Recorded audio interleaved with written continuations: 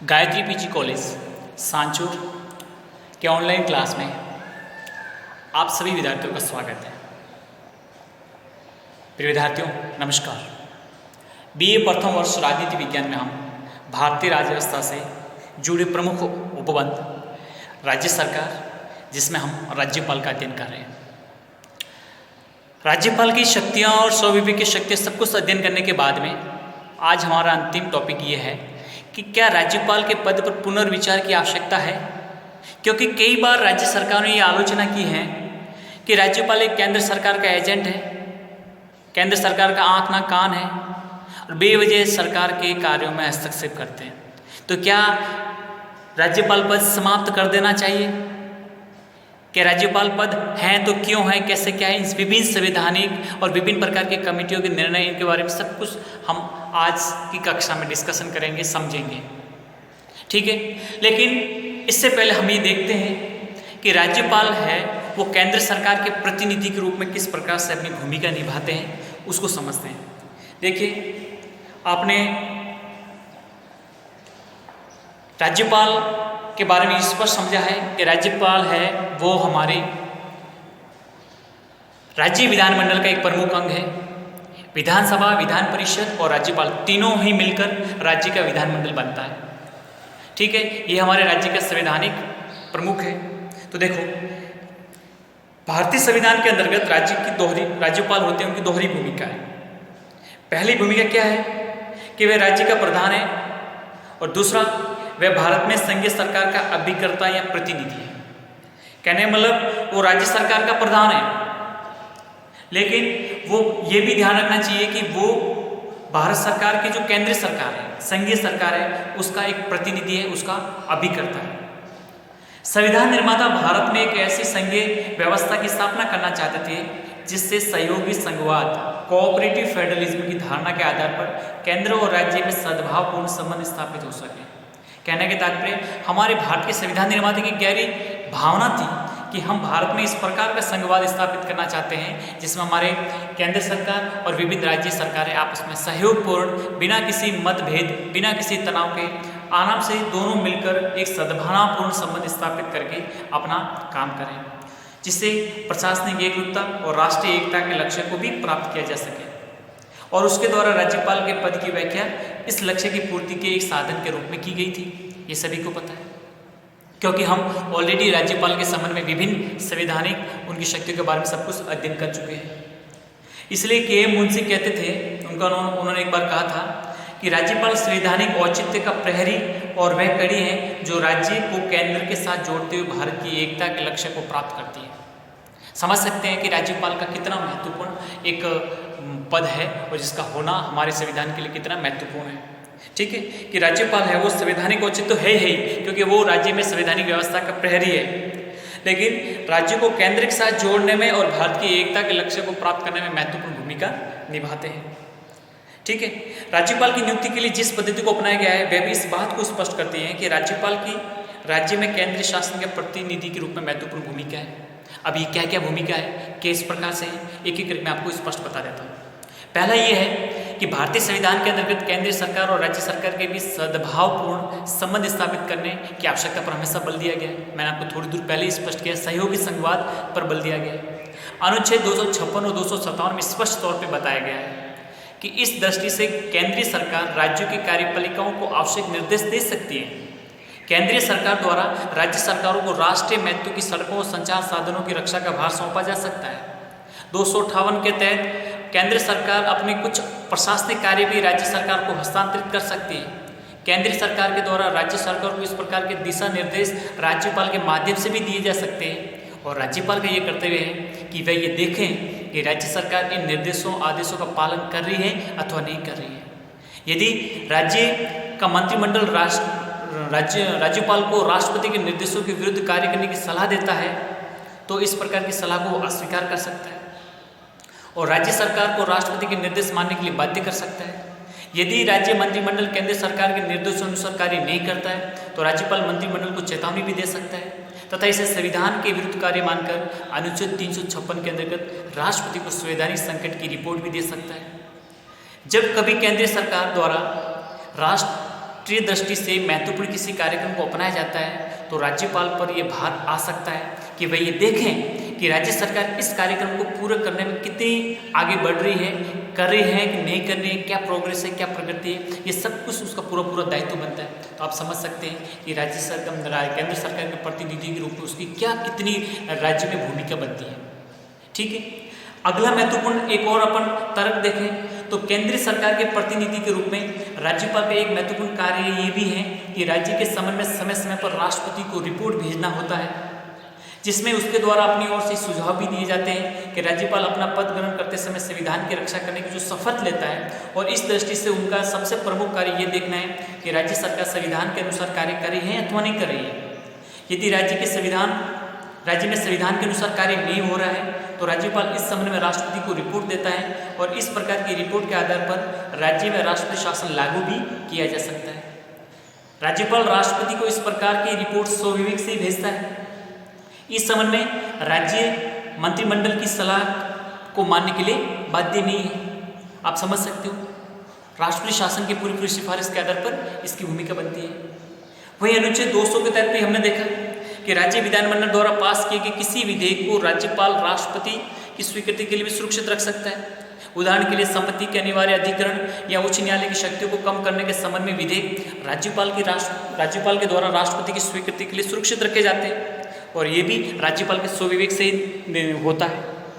अनुच्छेद 213 में भी क्या है कि राज्यपाल को अध्यादेश जारी करने का अधिकार दिया गया है, किंतु उसे कुछ विषयों के संबंध में अध्यादेश जारी करने से पूर्व राष्ट्रपति से स्वीकृति भी लेनी होती है। तो आप समझ सकते हो कि राज्यपाल की कितनी भूमिका महत्वपूर्ण है। इसलिए तत्कालीन श्रीमती गांधी ने कहा था एक बार 1976 में कि संकीर्ण प्रांतीयतावाद पर विजय प्राप्त करने में राज्यपाल बहुत ही महत्वपूर्ण भूमिका निभाते हैं। आप समझ सकते हैं कि हर राज्य के अपने अपने कुछ संकीर्ण स्वार्थ होते हैं, और संकीर्ण स्वार्थ के लिए वो कई बार हमारी संवैधानिक सीमाओं को भी लांघने का प्रयास करते हैं, लेकिन ऐसे राज्यों को नियंत्रित करने और संवैधानिक दायरे में रहकर कार्य करने में राज्यपाल एक महत्वपूर्ण भूमिका निभाने में अपना योग देते हैं। ठीक है, तो इस प्रकार से हम समझ सकते हैं कि राज्यपाल की बेहद महत्वपूर्ण भूमिका है। अब ये सब होते हुए भी एक प्रश्न ये उठता है कि क्या वास्तव में, क्योंकि कई बार हमारे राज्यों में इतनी शिकायतें आती हैं राज्यपाल के बारे में, बहुत कुछ है, तो क्या इनको मतलब पद से हटाया जा सकता है या फिर ये पद समाप्त किया जा सकता है कि राज्यपाल का ये जो पद है इसको रखे ही नहीं। इस संबंध में क्या क्या है, कैसे क्या है, देखो एक बात स्पष्ट बता दूं कि संविधान निर्माताओं के द्वारा संवैधानिक सोचा गया था कि राज्यपाल की प्रथम भूमिका राज्य में संवैधानिक अध्यक्ष के रूप में और द्वितीय भूमिका केंद्र के प्रतिनिधि के रूप में होगी, लेकिन व्यवहार के अंतर्गत अनेक बार राज्यपाल की द्वितीय जो भूमिका है वो अधिक महत्वपूर्ण हो जाती है। ऐसा विशेष रूप से उस समय होता है जब केंद्र में एक राजनीतिक दल की सरकार हो और राज्य में किसी अन्य विरोधी राजनीतिक दल की या कुछ विरोधी दलों की मिलीजुली सरकार हो। तो व्यवहार में कई बार ये देखा जाता है कि जब कभी राज्यपाल की इन दोनों भूमिकाओं में परस्पर विरोध की स्थिति उत्पन्न हो गई है, तब राज्यपाल ने केंद्रीय शासन के प्रतिनिधि को अपनी भूमिका को अधिक महत्व दिया है। यानी विरोधी सरकार होती है कि केंद्र में अलग सरकार है और राज्य में अलग सरकार है, तो कई बार अपनी जो दूसरी भूमिका है केंद्र के प्रतिनिधि भूमिका, उसमें ज़्यादा ध्यान अपना केंद्रित किया है।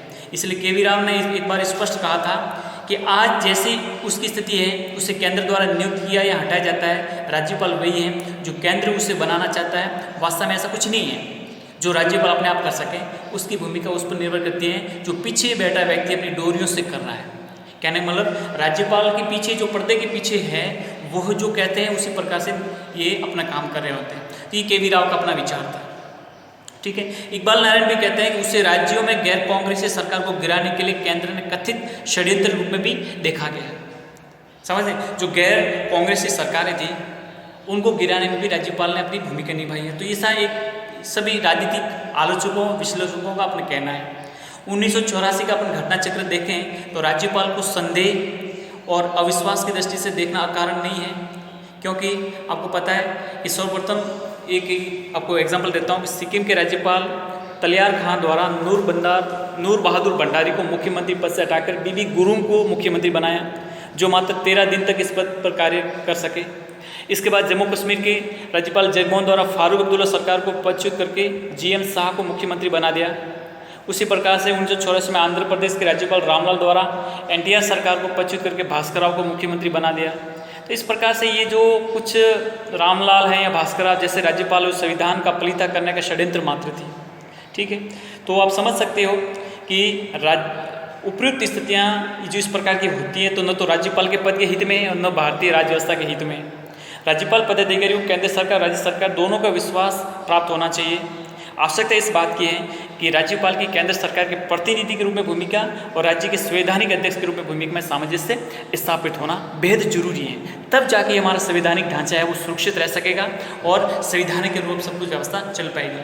तो मैं आपको पुनः अब इस बिंदु की तरफ ध्यान दिलाना चाहता हूँ कि क्या राज्यपाल पद से संबंधित जो संपूर्ण व्यवस्था है उस पर पुनर्विचार की आवश्यकता है या नहीं है। तो आप देखिए, ये तथ्य है कि भारतीय संविधान के द्वारा स्थापित राजनीतिक व्यवस्था के अंतर्गत यदि किसी पद की गरिमा को सर्वाधिक आघात पहुंचा है तो निश्चित रूप से कौन है? राज्यपाल है, क्योंकि इसका केंद्र सरकार ने मनमाने तरीके से इसका यूज किया है, उसका प्रयोग किया है। इंदर मल्होत्रा ने स्पष्ट कहा था एक बार कि जनसाधारण की बात को छोड़ दीजिए, स्वयं राज्यपाल पदधारी भी अपने इस पद का सम्मान की दृष्टि से नहीं देखते, इसको सम्मान की दृष्टि से नहीं देखते। राज्यपाल पद को इस भारी अवमूल्यन के लिए कोई एक पक्ष नहीं वरन कई पक्ष दोषी हैं। जैसे केंद्र में कांग्रेस, इंदिरा कांग्रेस, जनता पार्टी, राष्ट्रीय मोर्चे, जनता दल एस, संयुक्त मोर्चा, भाजपा के नेतृत्व में मिलीजुली सरकारें। जिस किसी राजनीतिक दल की सरकार रही है उसने न केवल दलीय हितों के आधार पर राज्यपाल को पद पर नियुक्ति दी वरन राज्यपालों के स्थानांतरण तथा पदच्युति का भी अत्यधिक अशोभनीय मार्ग को अपनाया था। मतलब इस पद का उन्होंने अपने हितों के अनुरूप प्रयोग, राजनीतिक लालसाओं स्वार्थों को पूर्ण करने में भी इस पद का प्रयोग किया है, इस संवैधानिक पद का। इस पृष्ठभूमि से इस मांग को जन्म मिला कि राज्यपाल पद को समाप्ति कर दिया जाना चाहिए। संविधान द्वारा राज्य स्तर पर संसदीय व्यवस्था की स्थापना की गई है, इस नाते राज्यपाल पद को समाप्त तो नहीं किया जा सकता है, लेकिन राज्य स्तर पर संसदीय व्यवस्था को सुचारू संचालन तथा केंद्र राज्य संबंधों की स्वस्थ स्थिति को बनाए रखने के लिए राज्यपाल पद पर नियुक्ति और पदधारी के आचरण के समय कुछ निश्चित परंपराओं को अपनाया जाना बहुत जरूरी है। यदि समय रहते ऐसा नहीं किया गया तो समस्त राजनीतिक व्यवस्था को भारी आघात पहुंचने की भी आशंका बनी रहती है। राज्यपाल पद से संबंधित समस्त स्थिति पर विचार करने के लिए कुछ सुझाव निम्न रूप से दे सकते हैं। एक एक करके मैं आपको स्पष्ट कराऊं। पहला ये है कि हमेशा राज्यपाल पद पर सर्वमान्य योग्यता प्रतिष्ठा के व्यक्ति को नियुक्त किया जाना चाहिए। तारकुंडे ने कहा था एक बार, वीएम तारकुंडे ने कहा था कि इस पद पर महिमावान व्यक्तियों को ही नियुक्त किया जाना चाहिए। ठीक है, तो इसलिए उन्होंने स्पष्ट बताया कि सर्वमान्य योग्यता और प्रतिष्ठा प्राप्त व्यक्ति को ही राज्यपाल बनाया जाना चाहिए।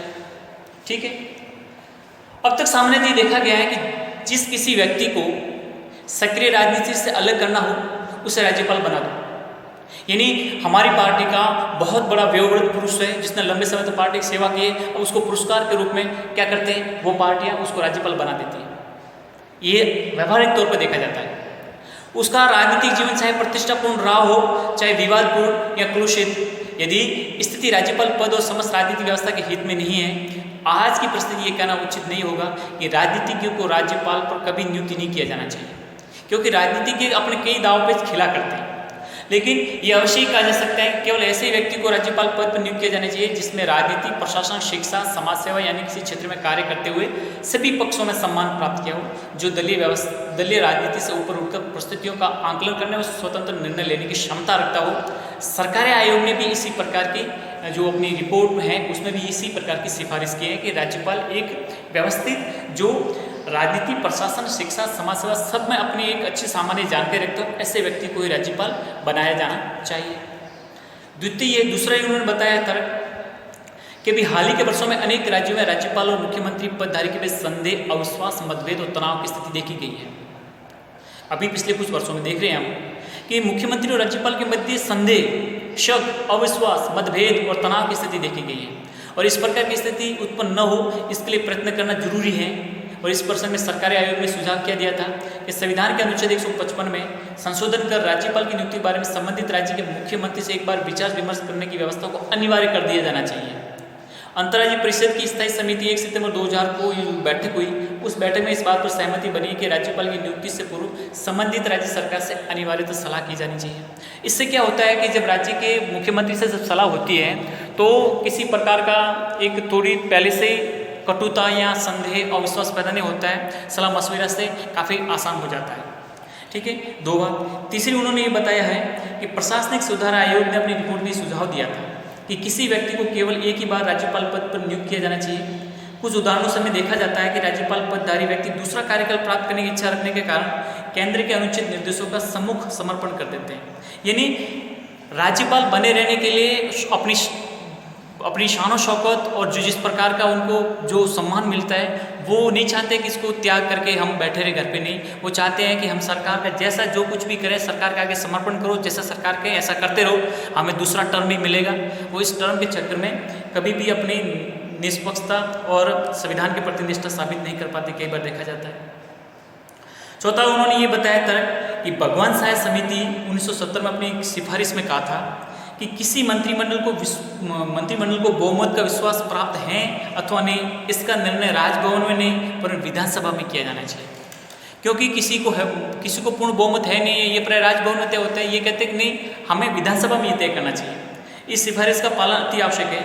यदि राज्यपाल को मुख्यमंत्री के बहुमत विश्वास में संदेह तो राज्यपाल मुख्यमंत्री को विधानसभा का अधिवेशन शीघ्र बुलाने के लिए परामर्श विशेष परिस्थितियों में इस प्रकार का आदेश भी दे सकता है।